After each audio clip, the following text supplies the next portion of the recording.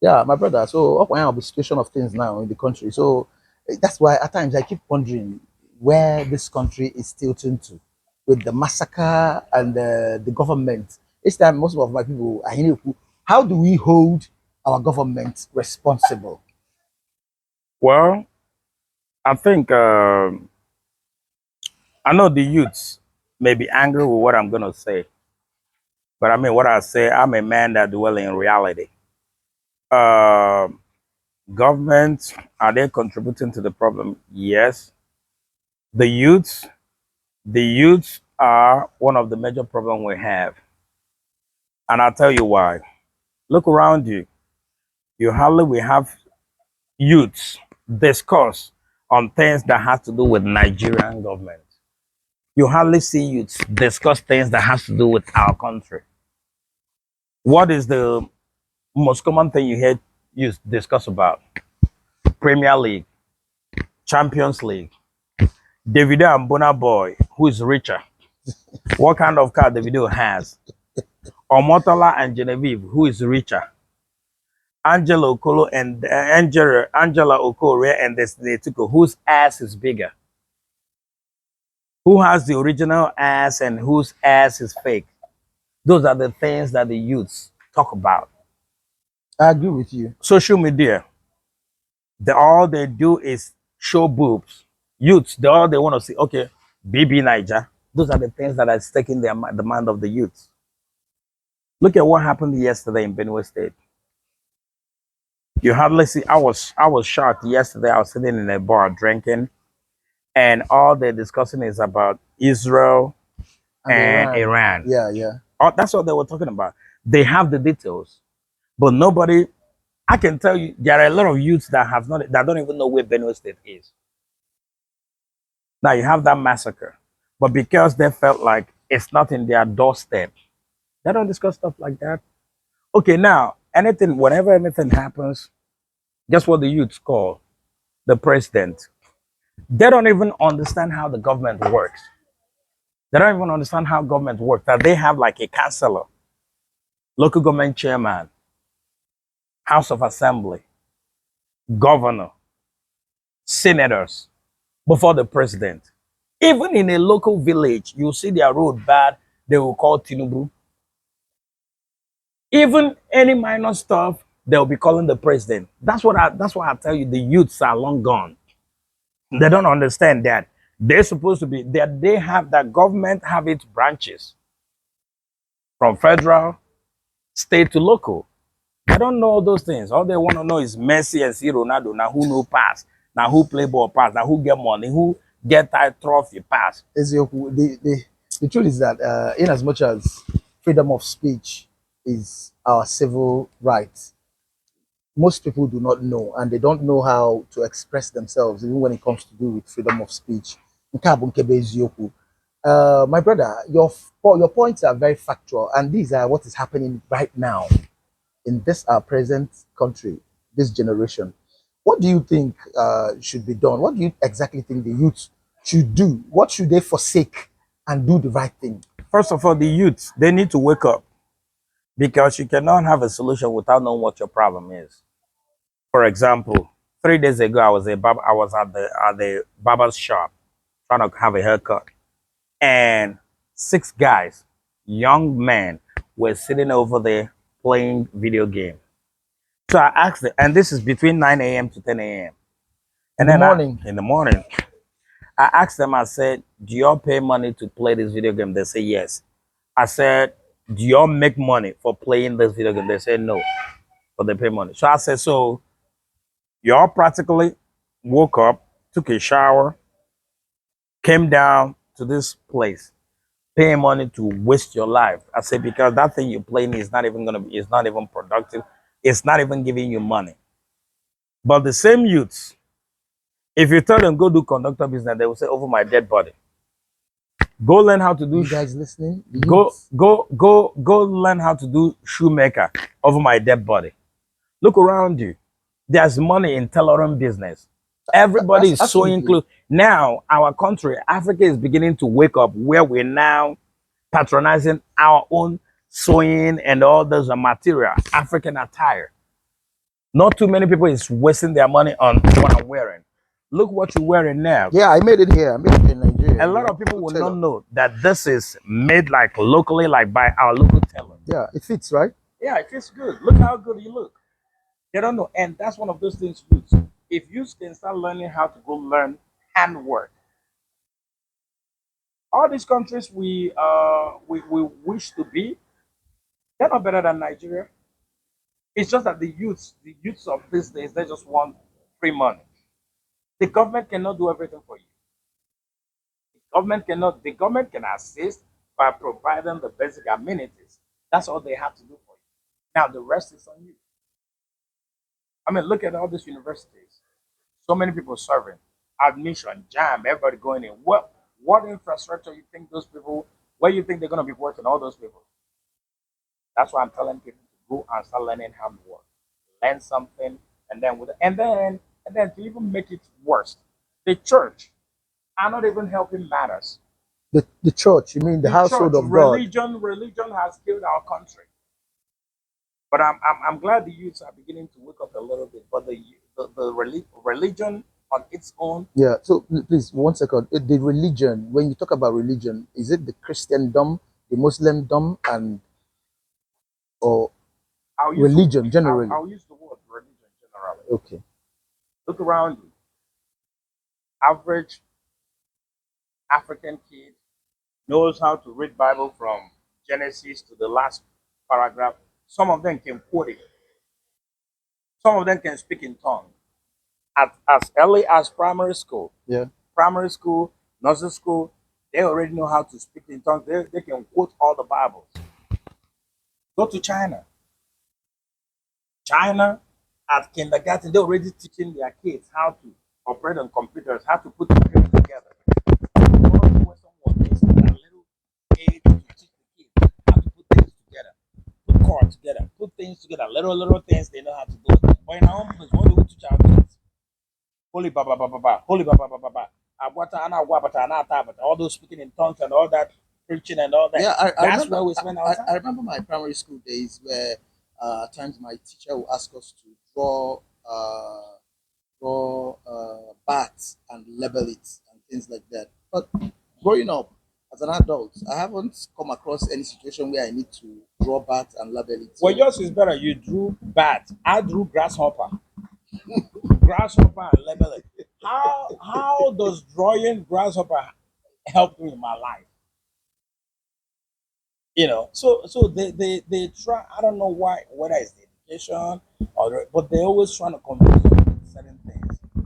Look at religion. I don't even want to go there because a lot of people might even stop watching your channel if I go deep in religion because there are a bunch of lies that are even in that book called Bible. But I don't want to go deep because if I go deep, people will attack your page. But and you know our people they hate the truth. I asked somebody one day. I said, "How come when you come to a church, those miracle worker church, I've never seen a senator, a president, a governor, you never see them fall down. I've never seen in my years. I've never going to church. I've never seen a rich man fall during anointing in church. it doesn't mean anointing is not meant for the rich. I don't know. You ask your pastor. Ask your pastor. But the reality is, I've never seen any rich man that fall down during singing and praise and during speaking in tongues. It's always the poor people. Well, now, Go around you. One more thing before yeah, you move ahead. All this you go on Wednesdays or so many the different days. You see youths at the church praying, fasting, hoping for what they did not invest on. I can tell you that time they're spending over there being deceived by the so-called men of God who don't even help them. Because when you even go back to that man of God when you're sick, guess what they're gonna tell you? Buy my olive oil, buy my sticker, place it in front of your door, in front of your car, you'll be safe. merchandise But when they the man of God are sick, they fly overseas. abroad for the best treatment. Yeah, best treatment. They move with the bodyguards. Same people that give you a sticker is the same people that we carry bodyguard. Who's fooling who? And when people like that are being deceived here, people like me speak what I'm speaking, they're gonna say, "May God have mercy on you." And I asked one person when he said, "Oh, you speaking curse against yourself or whatever he said. God have mercy. I said, look at you and look at me. Who needs the God mercy? God just have mercy. I said, I asked the person, you and I mean, I'm trying to open your eyes, tell you reality, and you telling me God have mercy on me. He even told me that what he has is better than what I have. I said, what? He said he has Jesus, I don't have Jesus. Oh, Wow. okay. Wow. I said, oh, okay. I don't want to go deep because I don't want sentiment. I don't want people to come out and attack your page. But the reality is that this generation need to wake up and understand that religion cannot put food on your table. Religion cannot pay your rent.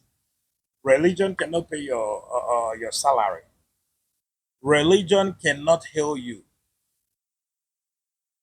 I've seen so many people on social media challenging all these so-called men of God to come out so they can bring somebody who has been paralyzed or disabled from childbirth so they can heal, that if they heal them, like they can pay them money. They can have a reward. It's been a challenge. I've never seen any man of God, all those social media man of God, all this. I've never seen any of them that took up on that challenge. None of them in Nigeria, Africa. I've never seen any one man that came out and healed somebody that has been proven that has been disabled from child. Maybe all this arrangement, what did they do? They do arrange. They fool people. I don't know why our people. In fact, as a matter of fact, people criticize government, but I think government need to start looking into this religious practice we do. Because over there in America, if you do a fake miracle and they investigate it and find out you do it, that was a fake, you're going to answer for it because that's deception. That's taking money from people out of the state. That's a crime. But over here in Nigeria, you take people's money and promise them what you know cannot do, and you never did it, and you keep on accepting money from people. Which schools are one of the most expensive schools you have in Africa? Christian schools. Yeah, yeah, yeah. Christian school. Why should that be? Who who builds The Christian church. school? Yeah. The church. Yeah. Who are the church? The The people. people. You and I will contribute our little money to build a school. And at the end of the day, the rich people who don't even come to church are the one going to that school because you and I cannot afford it. Isn't that a scam? I mean, let's be realistic. Yeah. Isn't that a scam? Your points are very, very valuable. Putting money in something you cannot benefit from. Yeah. Scam, pure. Over there in abroad, a lot of times people go to church to get help, financial assistance. The church helps them. Over here in Nigeria, you put all your in Africa, you put all your money, you put money in church, they collect your 10%, they collect this, they collect that. But when it's time for them to help you, they give you olive oil and tell you that God will provide. Wow. Ladies and gentlemen, viewers, you have heard it. Now, let's boil it down to government, Nigerian youths, Africa in general. How do you think they can hold their governments responsible? I mean, from history, I know most countries that they don't get distracted. If there's anything that is there's hike in price, they will storm the streets, the placards, and the government will listen. But nowadays, I've noticed that most people are docile. They no longer come out for protests. They don't even want to come out to agitate for their rights.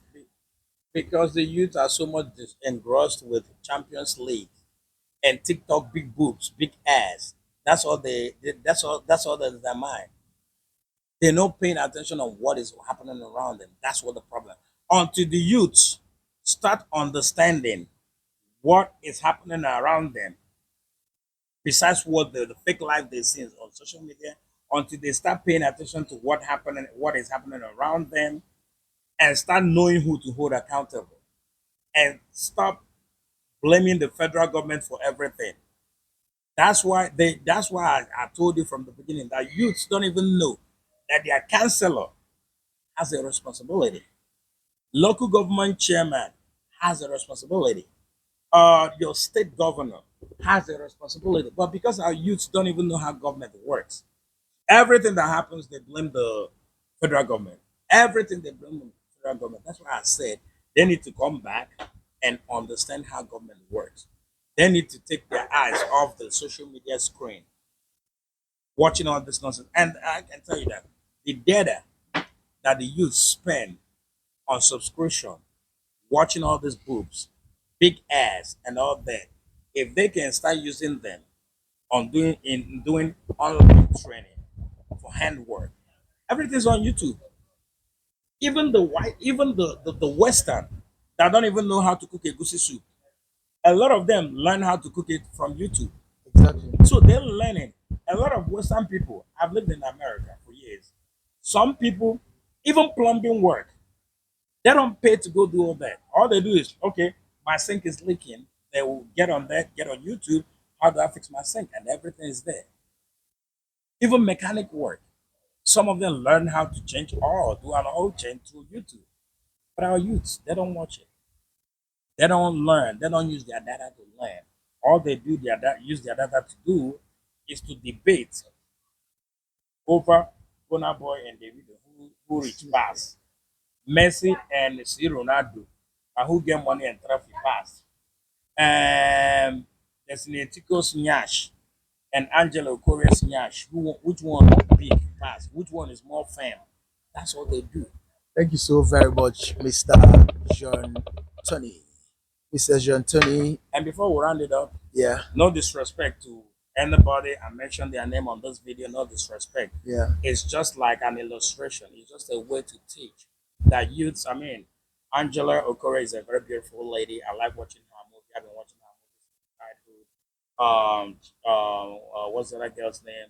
Destiny Etiko. She's doing also good. I watch her movie too. I respect her a lot, just like I respect Angela. Of course, the video, Burna Boy, all these guys. I'm a big fan. But again, the youth should not be wasting their time debating on who has money more than the other because that is not being productive. That's not going to help them anyway. Or debating whose ass is bigger than each other. That is not. I mean, they're all pretty ladies. I respect them, but you can't spend all your energy debating on whose ass is bigger. So I mean, that's what I'm trying to say. No disrespect to any of the people I mentioned their name. I'm just using to explain So you what the heard that? youths have been doing. So you heard that? No disrespect to anyone. So this is just a take home from Mr. John Tony. Thank you so much for watching. Make sure you share this content. Somebody around you may need it. Spread it. Let it go viral. Be productive. Productivity is the key. God bless you. Bye bye.